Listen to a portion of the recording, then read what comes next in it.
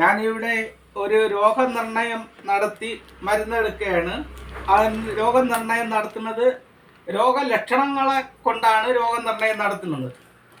ശ്വാസസ്ലേർപ്പനം, കോഴ സ്ലേർപ്പനം. ശ്വാസസ്ലേർപ്പനം എന്ന് പറഞ്ഞാൽ അതിൻ്റെ രോഗം. ഈ രോഗം പിടിപെടുന്നവർക്ക് മനസ്സിനകത്തൊരു ഭയപ്പാടുണ്ടാവും. ചില സമയത്തല്ല, ഈ രോഗം കൂടിക്കൂടി വര മനസ്സിൽ ഒരു ഭയം തോന്നും. അതുകൊണ്ടാണ് കോഴ എന്ന് പറയുന്നത്. കോഴ സ്ലേർപ്പനം, ശ്വാസസ്ലേർപ്പന ഗുണം. അതിൻ്റെ രോഗലക്ഷണങ്ങളെ വിവരിക്കുകയാണ്. കുറികളറിയേ കേള്. പായും ഇരുമൂക്കിൽ നീരും. നീരെന്ന് പറഞ്ഞാൽ എല്ലാവർക്കും അറിയാം. മൂക്കള രണ്ട് മൂക്കിൽ നിന്നായിട്ട് വെള്ളം പോലെ പായും, ചിലർക്ക് കട്ടിയായിട്ടും പായും. നീരും. വലിയും. വലിയെന്ന് പറഞ്ഞാൽ ശ്വാസം മുട്ടലാണ്. ഒരു അസ്വസ്ഥത കൊണ്ടുള്ള ശ്വാസം മുട്ടൽ ഉണ്ടാക്കും. അത് ശ്വാസം മുട്ടലാണെന്ന് നമുക്കറിയാൻ പറ്റില്ല, എന്നാൽ അത് നമുക്കൊരു അസ്വസ്ഥതയായി വന്നുകൊണ്ടേയിരിക്കും.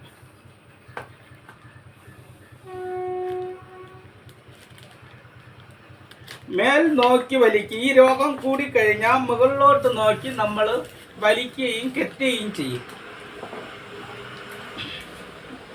മേൽ നോക്കി വലിക്കും. മുട്ടും നെഞ്ചടയ്ക്കും. ശ്വാസം മുട്ടലും നെഞ്ചടപ്പും ഒന്നതുപോലെ വരും. ആ സമയത്ത് നമുക്ക് മരണം തന്നെ സംഭവിക്കോ എന്ന് നമുക്ക് തോന്നും. വയറും കട്ടി. നമ്മൾ എന്തെങ്കിലും ആഹാരമൊക്കെ കഴിച്ചിരുന്ന് സകലം കഴിക്കുമ്പോൾ തന്നെ വയറ് വീർക്കും. വയറിലൊരു കട്ടിയും കാണും. അത് വയറ്റിൽ രോഗം കൂടി വന്നു കഴിഞ്ഞാൽ വയറ്റിൽ തടവി നോക്കിയാലും അറിയാം, വയറ്റിനകത്ത് ചെറിയ കട്ടി പോലെ ഇരിക്കും.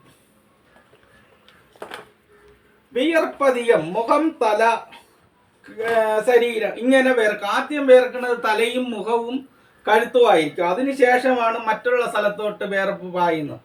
എപ്പോഴും ഒരു വേർപ്പ്. ചില സമയത്ത് അധികമായി വേർക്കും, ചില സമയത്ത് ചെറുതായി വേർക്കും. നാക്കുണങ്ങും. അപ്പോഴപ്പോഴേ വെള്ളം കുടിക്കണം. നാക്കുണങ്ങും. പിന്നെ തൊണ്ട വരണ്ട് പിടിക്കും. ഈ രോഗത്തിൻ്റെ ലക്ഷണങ്ങളാണ് ഈ പറയുന്നതെല്ലാം. മേനി അഴൽ. ശരീരം ഭയങ്കര ചൂടും അഴലുമായിരിക്കും. എപ്പോഴും ചൂടും അഴലുമായിരിക്കും. രോഗം മുറ്റം പിന്നെ പറയാൻ പറ്റാത്ത ചൂടും അഴലും ഉണ്ടാവും. പക്ഷെ തിരിച്ചറിയാൻ കഴിയില്ല ഇതെന്താണ് രോഗം എന്ന്. അവർക്കറിയാൻ വേണ്ടിയിട്ടാണ് ഈ രോഗലക്ഷണങ്ങളെ പറയുന്നത്. പനി, കുളിരും.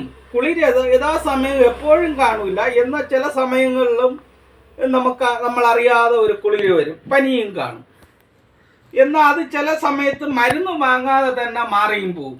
ചില സമയത്ത് അത് മരുന്ന് വാങ്ങിയേ ഈ രോഗം മാറിപ്പോകും.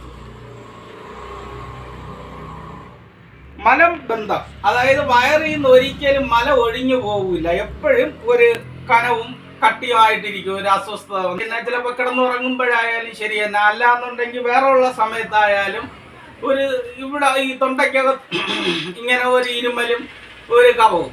എന്നാൽ കാറി തുപ്പുമ്പോൾ കഫവും കാണില്ല, കുറച്ച് വെള്ള കളറിലുള്ള തുപ്പലായിരിക്കും പോണത്. ഇത്രയും ഈ ശ്വാസസ്ലേർപ്പനം എന്ന് പറയുന്ന രോഗത്തിൻ്റെ ലക്ഷണങ്ങളാണ്. ഇത് ശരീരത്ത് ശ്രദ്ധിച്ചു നോക്കിയാൽ ഈ രോഗമുള്ളവർക്കെല്ലാം ഇത് കാണാനും കഴിയും, തിരിച്ചറിയും. ഇത് ഒരു രോഗനിർണയം നടത്തുകയാണ്. രോഗനിർണയം നടത്തി കഴിഞ്ഞ് ഈ രോഗമുള്ളവർക്ക് നമ്മളുമായി ബന്ധപ്പെട്ട അവർക്ക് മരുന്ന് കിട്ടും.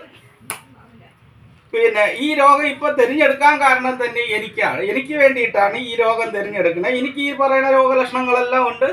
ഞാൻ അതുകൊണ്ട് മരുന്നെടുക്കുന്നത്. ഈ മരുന്നെടുക്കുന്നതിൽ പ്രധാന കാരണമെന്ന് പറഞ്ഞാൽ എൻ്റെ നെറ്റിയിലൊരു മുഴയുണ്ട്. എല്ലാവർക്കും കാണാം, നേരത്തെ ഇട്ട വീഡിയോകളിലും കാണാം. ഇപ്പോഴിരിക്കുകയാണ്. എനിക്ക് ഈ മുഴയെ മാറ്റണം.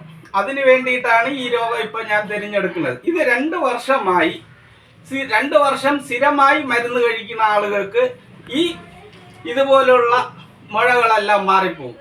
അതായത് ബലക്ഷയം കൊണ്ടുവരുന്ന, ഇത് നാഡിബലക്ഷയമാണ്. ഈ പറയുന്ന നാഡിബലക്ഷയം കൊണ്ട് വരുന്ന മുഴ. പിന്നെ എൻ്റെ കാലിൽ കുറച്ച് ഞരമ്പ് വീക്കം. ഇതിനെ ഞരമ്പ് വീക്കമെന്നും പറയും, വെരിക്കോസ് എന്നും പറയും. നമ്മൾ പറയണ ഞരമ്പ് വീക്കം. മറ്റു പല വൈദ്യന്മാരും പറയണത് ഇത് വെരിക്കോസാണ് എന്ന്. അതിന് വേണ്ടിയിട്ടാണ് ഈ മരുന്ന്. ഈ മരുന്ന് 2 വർഷം സ്ഥിരമായി കഴിക്കുന്നുണ്ടെങ്കിൽ കഴിക്കുന്ന ആളിന് ഈ രോഗം കംപ്ലീറ്റായി മാറും. എനിക്കിത് മാറാൻ വേണ്ടി ഇത് മാറ്റാൻ വേണ്ടിയാണ് ഞാനിപ്പോൾ ഈ രോഗം കണ്ടുപിടിച്ചെടുത്ത് മരുന്ന് ചെയ്യുന്നത്. നേരത്തെ പറഞ്ഞ രോഗത്തിന്റെ ഔഷധമാണ് എടുത്ത് ഒന്ന് ചേർക്കണം. ഇത് കരിന്തുളസി 200 ഗ്രാം, 1 കിലോയും 200 ഗ്രാമാണ് കരിന്തുളസി. അതുപോലെ തന്നെ ഇത് ആടലോടകം വേരാണ്. ശ്വാസലേർപ്പനത്തിന്റെ കഷായമാണ് ഈ ചേർക്കുന്നത്. ഈ കഷായം 30 ദിവസം ഒരാൾ കഴിക്കണം. അതും 1,200 ഇത് ഇവിടെ ഞാൻ എടുത്തു വെച്ചിരിക്കുന്ന മരുന്നുകളാണ്. ഇവിടെ ഇല്ലാത്തത് ഇനി അങ്ങാടി കടയിൽ പോയി വാങ്ങും. അതിനാണ് മരുന്നുകൾ ചേർത്തുകൊണ്ട് നിൽക്കുന്നത്.